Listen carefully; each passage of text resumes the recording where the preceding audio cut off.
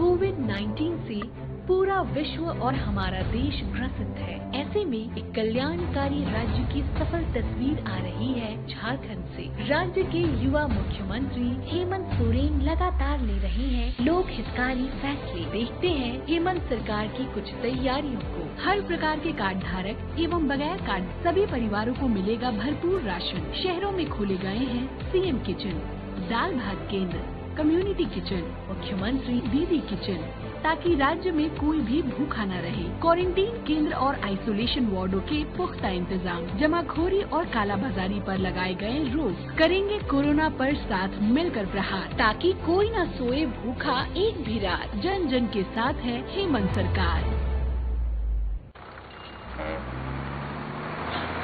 एक circuit house.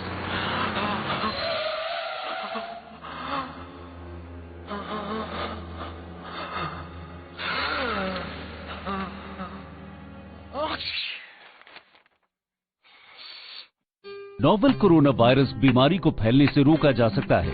खांसते और छींकते वक्त अपने मुंह पर रुमाल और टिश्यू रखकर इसे फैलने से रोक सकते हैं। अपनी सुरक्षा के लिए हमारी मदद करें। अगर आपको खांसी, बुखार या सांस लेने में तकलीफ हो तो तुरंत नजदीकी स्वास्थ्य केंद्र जाएं या हेल्पलाइन नंबर 911123978046 पर संपर्क करें।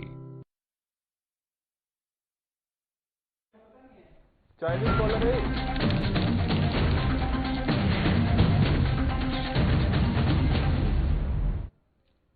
नमस्कार, स्वागत है आप सभी का साधना प्लस में। आपके साथ मैं हूं आदर्श तिवारी। खबर बिहार झारखंड की शुरुआत करते हैं इस वक्त की हेडलाइंस के साथ।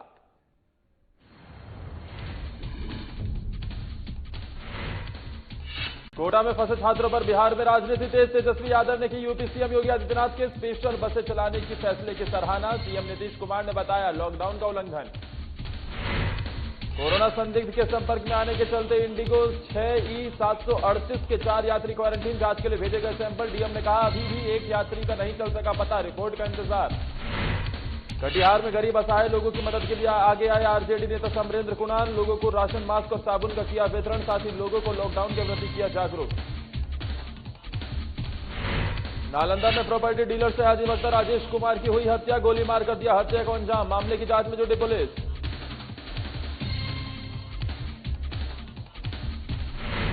और पूर्णिया में शॉर्ट सर्किट की वजह से 5 दुकानों में लगी आग। दमकल विभाग की टीम ने कड़ी मशक्कत के बाद आग पर पाया काबू। आग में करीब 15 लाख का हुआ नुकसान।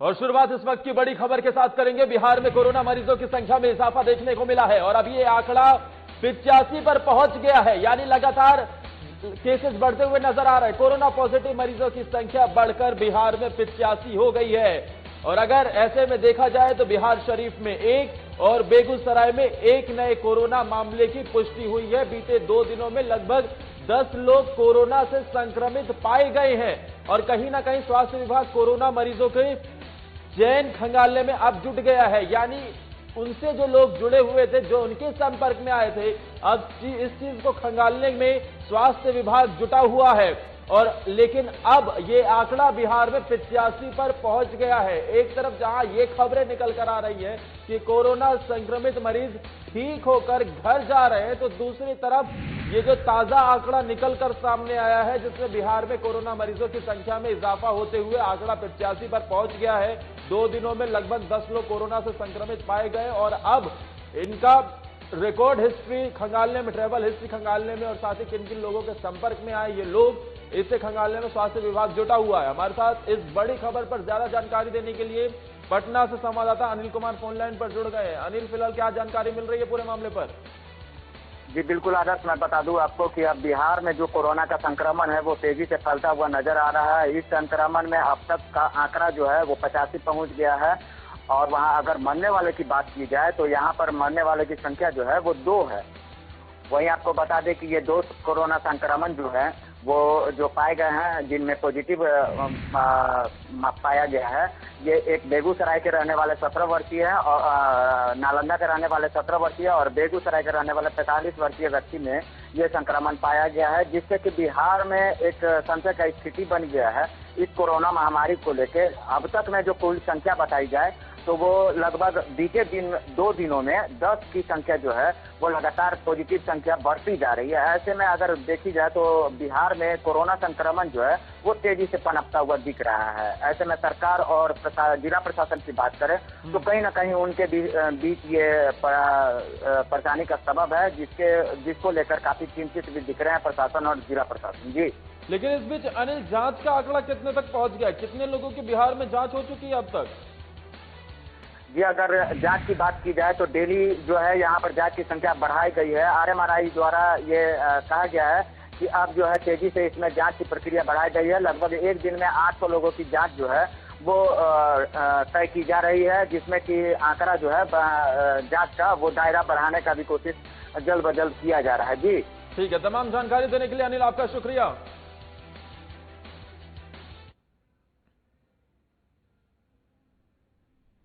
वहीं कोटा में फंसे इंजीनियरिंग और मेडिकल प्रवेश परीक्षा की तैयारी कर रहे छात्रों पर अब बिहार में भी राजनीति तेज हो गई है।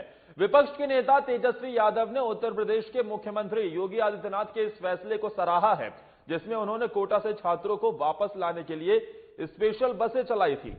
इधर बिहार के मुख्यमंत्री नीतीश कुमार ने इसे लॉकडाउन का उल्लंघन बताया। उन्होंने ये भी कहा कि जब हम बाहर फंसे प्रवासी मजदूरों को बिहार नहीं ला सकते तो संपन्न परिवार के छात्रों को वापस बिहार लाने की बात ठीक नहीं है। इसके बावजूद जो छात्र बिहार पहुंचे हैं उन्हें स्क्रीनिंग कर क्वारंटीन कर लिया गया है। और इससे पहले नीतीश कुमार ने बिहार वासियों को संबोधित करते हुए कहा कि सावधान और सतर्क रहकर ही मानव जाति पर आए इस संकट से निपटा जा सकता है। इस संकट की घड़ी में जो जहां है वहीं रहे। बिहार सरकार उन प्रवासियों को भी मदद पहुंचा रही है जो बाहर फंसे हैं।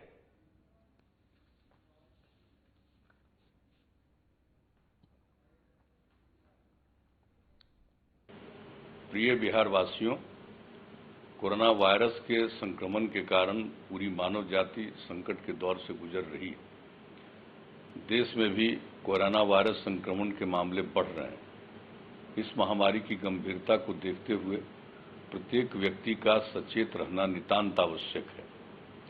सोशल डिस्टेंसिंग ही इसका एकमात्र प्रभावी उपाय है। कोरोना वायरस के बढ़ते संक्रमण को देखते हुए समाज के व्यापक हित में लॉकडाउन को 3 मई तक बढ़ाया गया है। राज्य सरकार सभी बिहार वासियों की पूरी मदद कर रही है। बिहार के बाहर दूसरे राज्यों में फंसे लोगों के लिए हम लोग दूसरे राज्यों से समन्वय कर आवश्यक मदद उपलब्ध करा रहे हैं। और इस खबर पर ज्यादा जानकारी देने के लिए हमारे साथ पटना से वरिष्ठ संवाददाता अजय कुमार फोन लाइन पर जुड़ गए हैं। अजय, अब कोटा से छात्रों को निकालने पर राजनीति तेज हो गई है और क्या फिलहाल जानकारी मिल रही है? देखिए, सबसे महत्वपूर्ण बात यह है कि जो विपक्ष के नेता है तेजस्वी यादव, उन्होंने कहिए कि योगी आदित्यनाथ के इस फैसले को सराहा है, जिसमें यूपी के जो छात्र कोटा में फंसे हुए हैं उसको लाने के लिए लगभग 200 बसें चलाई जा रही हैं और उन स्पेशल बसों से छात्रों को अपने अपने डेस्टिनेशन, अपने गंतव्य स्थल पर पहुंचाया जा रहा है। हालांकि बिहार के मुख्यमंत्री जो नीतीश कुमार है, उनका स्टैंड शुरू से क्लियर है। उन्होंने स्पष्ट रूप से कहा कि देखिए, लॉकडाउन के दौरान बाहर से कोई भी व्यक्ति आता है तो वो निश्चित रूप से यहाँ के लोगों को खतरे में डालता है, अपने को खतरे में डालने के साथ साथ। तो यही बात उन्होंने इस मुद्दे पर भी कही। उन्होंने कहा कि अगर छात्र बाहर से आएंगे तो जाहिर सी बात है उनको स्क्रीनिंग करनी होगी, उनको क्वारंटीन करने की व्यवस्था करनी होगी, जो अभी के हिसाब से ठीक नहीं है। दूसरी बात यह है कि लॉकडाउन के नियमों का खुला उल्लंघन भी है। लेकिन तेजस्वी यादव इसका एक दूसरा एंगल बताते हैं कि जो हमारे लोग फंसे हुए हैं उनको वापस लाना चाहिए, वो चाहे वो छात्र हो चाहे कोई और हो, प्रवासी मजदूर ही क्यों ना हो। लेकिन सवाल ये उठता है कि पिछले कुछ दिनों में जो कुछ छात्र आए भी थे बाहर से कोटा से, तो उन छात्रों को क्वारंटीन में डाला गया। अगर ये संख्या बढ़ती है तो निश्चित रूप से बिहार सरकार के लिए थोड़ा सा एक कहिए कि अजीब सी स्थिति हो जाएगी, क्योंकि पूरा का पूरा बिहार जो है जिस तरह की लड़ाई लड़ रहा है उसमें बाहर से आने वालों की संख्या अगर बढ़ती है तो इस लड़ाई में तो अपने हम लोगों को कमजोर करेगा, ऐसा बिहार के मुख्यमंत्री का मानना है। लेकिन राजनीति तो चलती रहेगी। जी आदर्श। और इस बीच जो हम देख रहे हैं कि अब बयानबाजी भी देखने को मिल रही है, तो कहीं ना कहीं ये कहना गलत नहीं होगा कि राजनीति आने वाले दिनों में और तेज दिखाई देगी, क्योंकि पड़ोसी राज्य में भी बीजेपी की सरकार है और वहां जब ऐसा हो रहा है तो जाहिर तौर पर विपक्ष सवाल उठाएगा। जी बिल्कुल।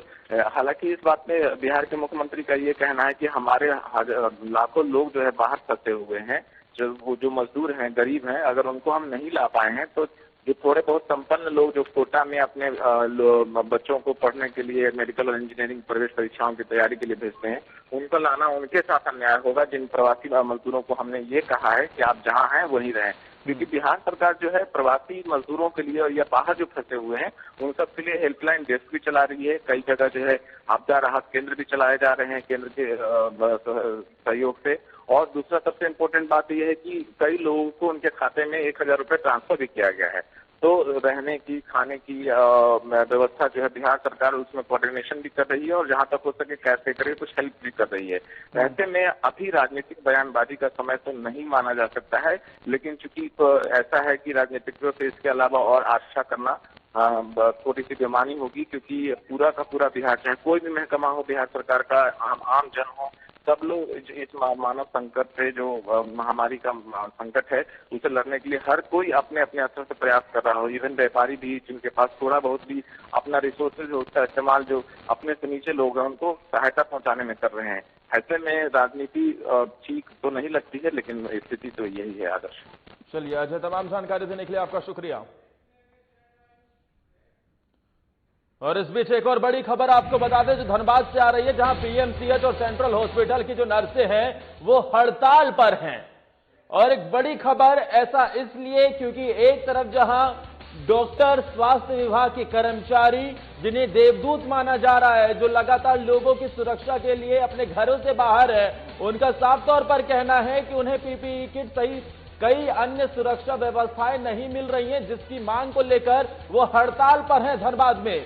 और प्रबंधन के मनाने पर भी मानने को तैयार नहीं है। जाहिर तौर पर अगर वो अपनी सुरक्षा को मद्देनजर ध्यान रखते हुए अगर लोगों की सेवा नहीं करेंगे तो उनके हेल्थ पर भी असर पड़ सकता है। और अगर किसी भी कोरोना संक्रमित व्यक्ति के संपर्क में डॉक्टर, जो कि पहला स्टेज होता है, अगर आ गए तो कहीं ना कहीं पूरे अस्पताल प्रशासन, पूरे डॉक्टर्स के लिए भी ये कोरोना फैल सकता है।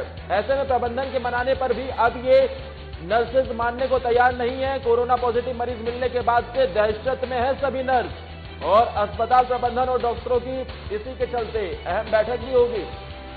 और इस बड़ी खबर पर ज्यादा जानकारी देने के लिए हमारे साथ धनबाद संवाददाता अमित सिन्हा ऑनलाइन पर जुड़ गए हैं। अमित, फिलहाल और क्या अपडेटेड जानकारी आपके पास, बताइए। धनबाद में दो अस्पताल, एक पीएमसीएच और दूसरा सेंट्रल हॉस्पिटल। सेंट्रल हॉस्पिटल में कोविड-19 के जो पेशेंट जो कंफर्म होंगे उनका इलाज किया जा रहा है और एक पेशेंट जो है उसकी भर्ती कराया गया है। पीएमसीएच में जिन लोगों की जांच हो रही है, जब तक कंफर्म रिपोर्ट नहीं आएगा तब तक वो पीएमसीएच में रहेंगे। तो पीएमसीएच में चूंकि एक कोरोना पॉजिटिव जो मामला आया है उसे अब सेंट्रल में शिफ्ट कर दिया गया है। तो वहां पे जो नर्सेस हैं, जो डॉक्टर्स हैं, उन लोगों का ये आरोप था कि पीपीई किट उन लोगों को नहीं दी गई है, जिसकी वजह से उन लोगों को संक्रमण होने का खतरा है। लिहाजा उन्हें सबसे पहले पीपीई किट दी जाए और जो भी सुरक्षा के उपकरण है वो उपलब्ध कराया जाए। फिलहाल अभी तक पीएमसीएच के जो नर्सेज हैं वो हड़ताल पे हैं और तो इसको लेकर अभी तक अस्पताल प्रशासन की तरफ से इस मामले को संज्ञान में नहीं लिया गया। क्या उन्हें पीपीई किट मुहैया कराने की कोई बात नहीं की जा रही? देखिए आदर्श, पीएमसीएच क्योंकि झारखंड सरकार के अधीन चलती है, तो धनबाद उपायुक्त ने इस मामले में संज्ञान लिया है और इसकी पहल की जा रही है। कुछ जो है पीपीई किट धनबाद के विधायक ने उपलब्ध कराया था, वो सिर्फ सीनियर डॉक्टर और जो यहाँ पे कंटिन्यू नर्सेज हैं, जो सरकारी नर्सेज हैं परमानेंट, उन लोगों को उपलब्ध कराया गया है। लेकिन जो ड्यूटी में कॉन्ट्रेक्चुअल बेसिस पे जो नर्सेज हैं जो ड्यूटी दे रही हैं, उन लोगों ने ये कह के उन लोगों को नहीं मिल पाया है, इसलिए उन लोगों ने ये जो है हड़ताल किया है। पीएमसीएच के फिलहाल अभी बता रहा हूँ कि पीएमसीएच की नर्सेज जो है जो कॉन्ट्रेक्चुअल बेसिस पे कर रही हैं, उन सभी लोगों ने हड़ताल जारी रखा है। इसको लेकर उपायुक्त अभी बैठक कर रहे हैं। साथ ही साथ जो सेंट्रल हॉस्पिटल है वहां पे उपायुक्त ने निर्देश दिया कि जो डॉक्टर और नर्सेज वहां पे ड्यूटी में नहीं रह रहे हैं तो उसे अविलंब जो है उस पर कार्रवाई की जाए। चूंकि सेंट्रल हॉस्पिटल जो है वो केंद्र सरकार के अधीन BCCL Bharat cooking coal limited के अधीन चलती है, तो उस पर जो भी कार्रवाई करना होगा वो सेंट्रल गवर्नमेंट और बीसीसीएल करेगी। लेकिन पीएमसीएच में जो बदहाली देखी जा रही थी पीपीई किट और अन्य व्यवस्थाओं को लेकर, इसको लेकर के अभी बैठक चल रही है और इसका समाधान जैसा बताया जा रहा है कि समाधान निकाल लिया गया है, लेकिन अभी कंफर्मेशन नहीं आई है कि हड़ताल जो है समाप्त हो। शुक्रिया अमित तमाम जानकारी देने के लिए। और इसी के साथ रुक रहे हैं एक छोटे से ब्रेक के लिए, लौटते हैं जल्द कुछ और खबरों के साथ।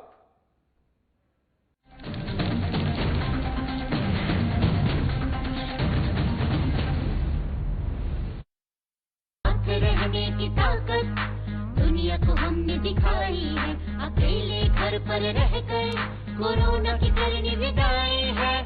स्वस्थ रहेंगे, स्वस्थ रखेंगे, हर घंटे हम हाथ धोएंगे, ना भीड़ में जाएंगे, ना भीड़ हम बनाएंगे, झारखंड में कोरोना को नहीं फैलने देंगे। सजग रहेंगे, संयमित रहेंगे, अफवाहों को ना हम सुनेंगे, सरकार प्रशासन की हर बातों पर करेंगे अमल, कोरोना को हराकर लौटाएंगे हम चहल पहल। हर घंटे में 20 सेकंड तक साबुन से हाथ धोएं, जिनमें दिखे लक्षण उनसे 2 मीटर की दूरी बनाएं, लक्षण दिखने पर डॉक्टर से जांच करवाएं, नाक कान मुंह पर हाथ न लगाएं, हर क्षेत्र से कोरोना को भगाएं, सजग रहें, स्वस्थ रहें। हेमंत सरकार हर पल आपके साथ। सूचना और जनसंपर्क विभाग झारखंड सरकार द्वारा जनहित में जारी।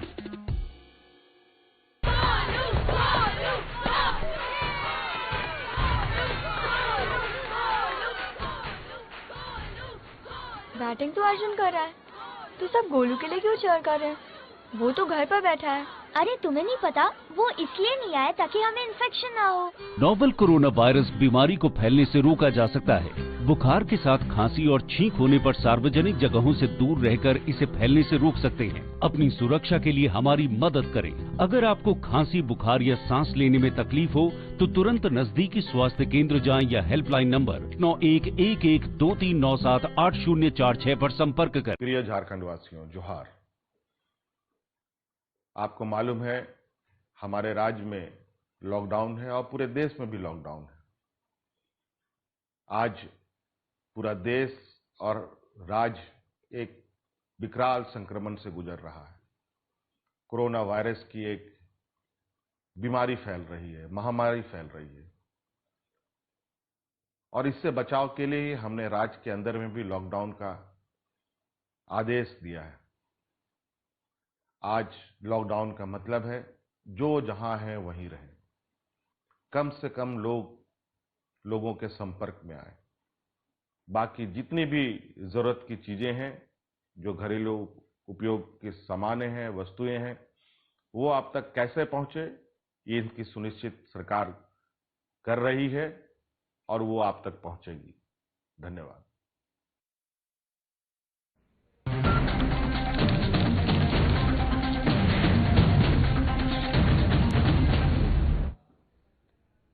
बाईस मार्च को इंडिगो फ्लाइट संख्या 6E738 में सफर करने वाले सीतामढ़ी के 4 लोगों को कोरोना वायरस सैंपल जांच के लिए लिया गया है। अब तक इन लोगों की जांच की रिपोर्ट नहीं आई है। आपको बता दें कि इस बाबत पटना डीएम ने सीतामढ़ी समेत कई जिलों के डीएम से कोरोना के संदिग्ध मरीजों की सूची उपलब्ध कराई थी और उन सब के मेडिकल जांच के लिए कहा गया था। गौरतलब है कि ऐसी सूचना मिली थी कि इंडिगो विमान में सफर करने वाले एक कोरोना संदिग्ध के साथ सीतामढ़ी के 5 लोग सफर कर रहे थे, जिनमें से एक शख्स को पता नहीं चल सका। वहां पर अभी यह नहीं पता चल पाया है कि एक शख्स आखिर है कहां, क्योंकि 5 लोग बताए जा रहे हैं, जिसमें से 4 का पता चल पाया है और इन 4 की जांच रिपोर्ट भी आने का इंतजार है। सैंपल ले लिए गए हैं, लेकिन अभी तक एक शख्स का पता नहीं चल सका है, जबकि प्रशासन ने 4 लोगों की जानकारी लेकर उनको क्वारंटीन कर उनके मेडिकल जांच के लिए सैंपल लिया है। हालांकि इस जांच में एक संदिग्ध की रिपोर्ट नेगेटिव आई है। हम लोग को जो सूची प्राप्त हुई है राज्य से, उसके अनुसार से उनका सैंपल कलेक्शन करना था, तो उसमें से एक पैसेंजर तो आए ही नहीं जिन्होंने टिकट कैंसिल करवा लिया था। एक पैसेंजर संभवतः नेपाल चले गए। 4 जो थे उसमें से 4 के सैंपल्स हम लोगों ने करवा लिए हैं। 1 की रिपोर्ट आ गए हैं जो नेगेटिव है और 3 का रिपोर्ट अवेटेड है। आज देर रात्रि तक उसके रिपोर्ट के आने की संभावना है।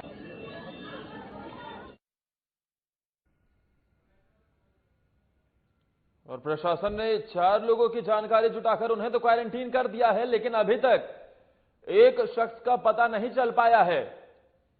इंडिगो की फ्लाइट संख्या 6E738 और इसमें कोरोना संदिग्ध के संपर्क में बताया जा रहा है कि 5 लोग सफर कर रहे थे उस कोरोना संदिग्ध के साथ, और ऐसे में 4 लोगों का तो पता चल पाया है, उनके सैंपल भी लिए जा चुके हैं, जांच रिपोर्ट का इंतजार किया जा रहा है। लेकिन दूसरी तरफ अभी भी एक शख्स का पता नहीं चल पाया है और ये एक बड़ी चुनौती भी है, क्योंकि जाहिर तौर पर जब तक पता नहीं चल पाएगा और ऐसे में अगर किसी भी तरीके का मामला उसमें निकलकर सामने आया तो किस किस के संपर्क में आया, उसकी वजह से और केसेस भी देखने को मिल सकते हैं। तो ऐसे में सबसे बड़ी चुनौती यह है प्रशासन के सामने इस वक्त कि कैसे इस शख्स का पता चल सके और जल्द से जल्द उसका पता लगाकर उसके सैंपल के लिए भेजा जाए और साथ ही से क्वारंटीन किया जाए।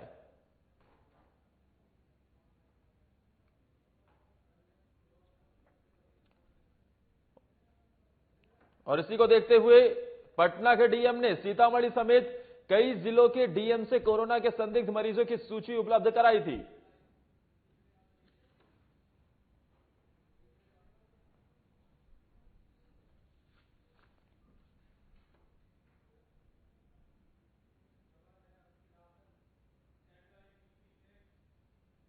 कटिहार नगर निगम क्षेत्र स्थित वार्ड नंबर 37 के विनोदपुर इलाके के गरीबों और असहायों के बीच आरजेडी नेता समरेंद्र कुणाल द्वारा सूखा राशन, मास्क और साबुन का वितरण किया गया।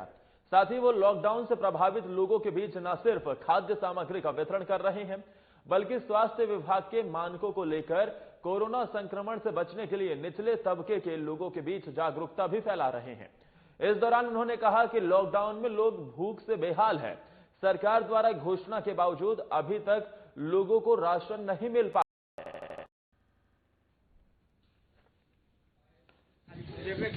विनोदपुर के इलाके में आज हम लोगों ने लगभग 32 गरीब असहाय लोगों को राशन, हम लोगों ने सूखा राशन, साबुन, मास्क आदि का वितरण किया है और लोगों को जागरूक भी किया है। कोरोना जैसी वैश्विक महामारी के खिलाफ कैसे रहें, कैसे बचे, स्वच्छ रहे, स्वस्थ रहे, सुरक्षित रहे, लॉकडाउन रहे, इन सभी विषयों को लोगों को हम लोगों ने जागरूक करने का काम किया।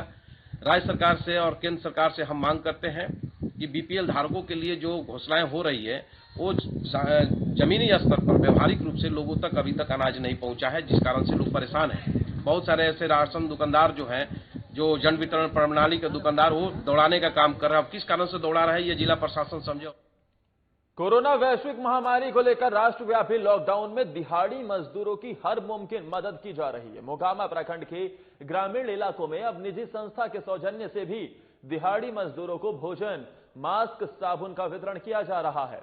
आपको बता दें कि प्रखंड के बादपुर गांव में अदिति वेलफेयर फाउंडेशन के तत्वाधान में तकरीबन 100 दिहाड़ी मजदूरों के बीच भोजन का वितरण किया गया, ताकि कोई भूखा ना रहे और कोरोना की जंग में केंद्र सरकार को मजबूती दी जा सके। वैश्विक महामारी के वजह से जो लॉकडाउन किया गया पूरे भारतवर्ष में, उसमें हमारे दैनिक मजदूर जो प्रतिदिन काम करके अपना भोजन का जीवनोपार्जन करते थे, आज उन्हें मुसीबत है और हमारी संस्था भरसक प्रयास कर रही है। लगभग 15 दिन से हम एक मोहल्ला वाइज प्रत्येक पंचायत में जाके भोजन वितरण, मास्क वितरण और हाथ सफाई के लिए साबुन वितरण।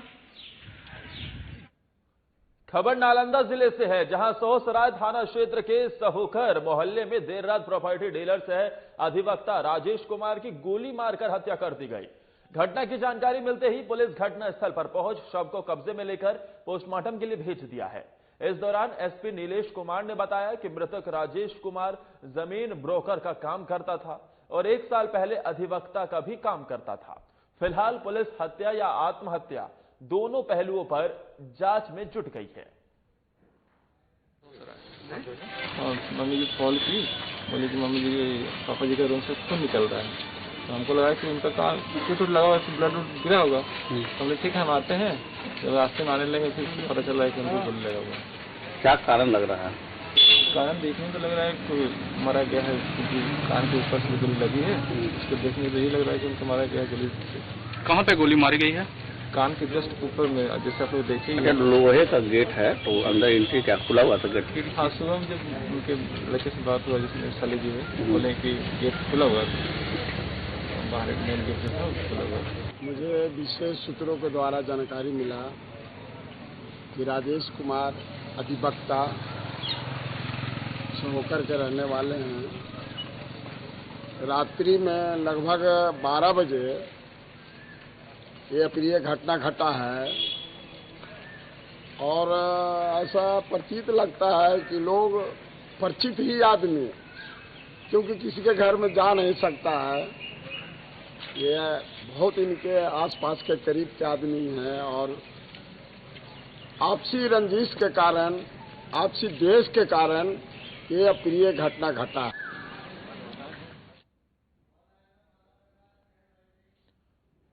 और इस खबर पर ज्यादा जानकारी देने के लिए हमारे साथ नालंदा संवाददाता मानव प्रकाश फोन लाइन पर जुड़ गए हैं। मानव, हत्या या आत्महत्या, क्या अभी तक इस बात की पुष्टि हो पाई है? नहीं, आपको बता दें कि जहां बीती रात जमीन प्रॉपर्टी डीलर और वह अधिवक्ता राजेश कुमार की गोली मारकर हत्या कर दी गई, इसके बारे में पुलिस अभी छानबीन कर रही है और कुछ बताने से इनकार कर रही है। क्या पोस्टमार्टम रिपोर्ट सामने आ गई है मानव, और पुलिस किस दिशा में अब कार्रवाई कर रही है? नहीं, अभी एफएलसी की टीम पटना से बुलाई गई है, उनकी जांच के बाद पोस्टमार्टम के लिए भेजा जाएगा। चलिए, तमाम जानकारी देने के लिए मानव आपका शुक्रिया। वहीं मधुबनी जिले के खिरहर थाना क्षेत्र के झिटकी गांव में एक कलयुग बेटे ने पैसे नहीं देने पर अपनी मां की हत्या कर दी। आपको बता दें कि युवक कई प्रकार के नशे का सेवन करता था और अपनी मां से हमेशा पैसों की मांग करता था, साथ ही मारपीट भी किया करता था। वहीं जब घर के सभी लोग खेतों में काम करने गए थे, उसी दौरान युवक ने पैसे नहीं देने पर अपनी मां को फांसी पर लटका दिया। जब घर के लोग लौटे तो शव को फांसी से झूलता देखा और इसकी सूचना पुलिस को दी। वहीं घटना की सूचना मिलते ही पुलिस मौके पर पहुंची, शव को कब्जे में लेकर पोस्टमार्टम के लिए मधुबनी भेज दिया। वहीं पुलिस के आने की भनक लगते ही हत्यारा पुत्र गांव से फरार हो गया। फिलहाल पुलिस आगे की कार्रवाई में जुट गई है। जी, मतलब सुबह में सोते थे हम सब लोग, तो हम सब उठ के चल गए बहरी में। इधर में हम बर्तन उर्तन मेज के धर दिए इस घर में, हम लोग सब चला गए तो वही है, तो उधर से तो सुता देखा तो हम उठाया तो नहीं उठा तो देखा फांसी लगा। हाँ, इसमें बांस में। फिर सर कुछ नहीं हुआ, मतलब हम देखा उसका मरल तो हम सब उसका छोड़ दिया। हम लोग गाँव लोग के बुला कर ले तो देखा इसका क्या, इसका सूचना दिया तो वो लोग आया तो तब तक तो वो गया खदा करने के लिए। पुलिस का सुकार सुना तो वो लोग भाग गया। हाँ, मतलब बाद में गिले ताक वो किरदार के साथ में तो वो चला गया लाश को मधुबनी।